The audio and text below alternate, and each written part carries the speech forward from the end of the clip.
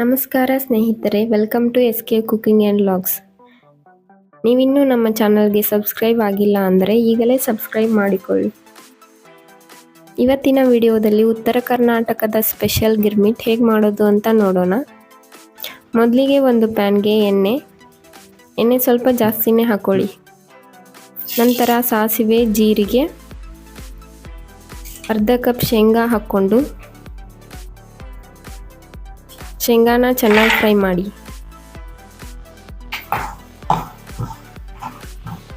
ನಂತರ ಅದಕ್ಕೇನೆ ಸ್ವಲ್ಪ ಕರಿಬೇವು, 4 ಸಣ್ಣದಾಗಿ ಕಟ್ ಮಾಡಿರೋ ಹಸಿರು ಮೆಣಸಿನಕಾಯಿ ಹಾಕಿ.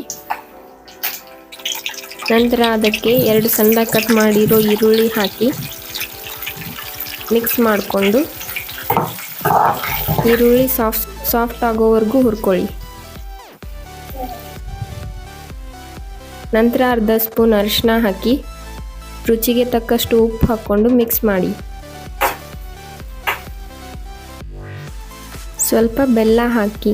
ಇದಕ್ಕೆ ಬೆಲ್ಲ ಸ್ವಲ್ಪ ಜಾಸ್ತಿನೇ ಹಾಕ್ಕೊಳ್ಳಿ, ಅಂದರೆ ರುಚಿ ತುಂಬ ಚೆನ್ನಾಗಿ ಬರುತ್ತೆ. ಈಗ ಹುಣಸೆ ರಸ ಹಾಕಿ. ಹುಣಸೆ ರಸನ ಹಾಕಿ ಈ ರೀತಿ ಚೆನ್ನಾಗಿ ಮಿಕ್ಸ್ ಮಾಡಿ ಕುದಿಯೋದಕ್ಕೆ ಬಿಡಿ. ಎಣ್ಣೆ ಮೇಲ್ಗಡೆ ತೇಲೋವರೆಗೂ ಚೆನ್ನಾಗಿ ಕುದಿಸಿ. ಈ ರೀತಿ ಎಣ್ಣೆ ಮೇಲ್ಗಡೆ ಬರೋವರೆಗೂ ಕುದಿಸಿದ ನಂತರ ಇದು ರೆಡಿ ಆಯಿತು. ಈಗ ಗ್ಯಾಸ್ ಫ್ಲೇಮ್ ಆಫ್ ಮಾಡಿ ಇದನ್ನು ತಣ್ಣಗಾಗೋದಕ್ಕೆ ಬಿಡಿ.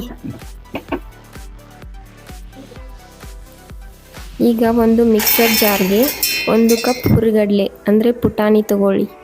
ಇದನ್ನು ಫೈನ್ ಪೌಡ್ರ್ ಮಾಡ್ಕೊಳ್ಳಿ. ಇದು ಗಿರ್ಮಿಟ್ಗೆ ತುಂಬ ಟೇಸ್ಟ್ ಕೊಡುತ್ತೆ. ಈಗ ನಾನಿಲ್ಲಿ ಗಿರ್ಮಿಟ್ಗೆ ಬೇಕಾಗಿರೋ ಚುರುಮುರಿನ ಕ್ಲೀನ್ ಮಾಡಿ ಇಟ್ಕೊಂಡಿದ್ದೀನಿ. ಈಗ ಒಂದು ರೌಂಡ್ ಆಗಿರೋ ಪಾತ್ರೆ ತಗೊಂಡು ಚುರುಮುರಿನ ಅದಕ್ಕೆ ಸೇರಿಸ್ಕೊಳ್ತಿದ್ದೀನಿ. ತುಂಬ ಅಗಲವಾಗಿರೋ ಪಾತ್ರೆ ತಗೋಬೇಡಿ, ಮಿಕ್ಸ್ ಮಾಡೋದಕ್ಕೆ ಸರಿಯಾಗಲ್ಲ. ಈ ರೀತಿ ಚುರುಮುರಿ ಸೇರಿಸ್ಕೊಂಡಾದ್ಮೇಲೆ ಸ್ವಲ್ಪ ಕಟ್ ಮಾಡಿರೋ ಈರುಳ್ಳಿ, ಟೊಮ್ಯಾಟೊ, ಹಾಗೆಯೇ ಸ್ವಲ್ಪ ಕೊತ್ತಂಬರಿ ಸೊಪ್ಪು ಹಾಕಿ. ಈಗ ಪೌಡ್ರ್ ಮಾಡ್ಕೊಂಡಿರೋ ಪುಟಾಣಿ ಪುಡಿನ ಹಾಕಿ. ಈಗ ಚುರುಮುರಿಗೆ ಎಷ್ಟು ಬೇಕೋ ಅಷ್ಟು ಒಗ್ಗರಣೆ ಹಾಕ್ಕೊಳ್ಳಿ. ನಂತರ 1 ಸ್ಪೂನಿಂದ ಚೆನ್ನಾಗಿ ಮಿಕ್ಸ್ ಮಾಡಿ. ಈ ರೀತಿ ಮಿಕ್ಸ್ ಮಾಡಿಕೊಂಡು ಸ್ವಲ್ಪ ಲಿಂಬೆ ರಸ ಹಿಂಡಿ. ನಂತರ ಇದನ್ನು ಚೆನ್ನಾಗಿ ಮಿಕ್ಸ್ ಮಾಡಿಕೊಂಡ್ರೆ ಉತ್ತರ ಕರ್ನಾಟಕದ ಸ್ಪೆಷಲ್ ಈವ್ನಿಂಗ್ ಸ್ನ್ಯಾಕ್ ಆಗಿರೋ ಗಿರ್ಮಿಟ್ ರೆಡಿ. ಈಗ ಇದನ್ನು ಒಂದು ಪ್ಲೇಟ್ಗೆ ಹಾಕ್ಕೊಂಡು ಮೇಲ್ಗಡೆ ಗಾರ್ನಿಷಿಂಗ್ಗೆ ಕಟ್ ಮಾಡಿರೋ ಈರುಳ್ಳಿ, ಟೊಮೆಟೊ, ಕೊತ್ತಂಬರಿ ಸೊಪ್ಪು ಹಾಕಿ.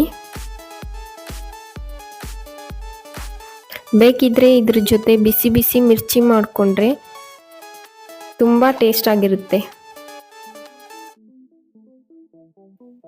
ಈ ರುಚಿ ನಮ್ಮ ಉತ್ತರ ಕರ್ನಾಟಕದ ಮಂದಿಗೆ ತುಂಬ ಚೆನ್ನಾಗಿ ಗೊತ್ತಿರುತ್ತೆ.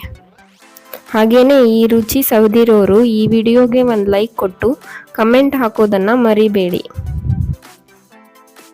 Thank you for watching.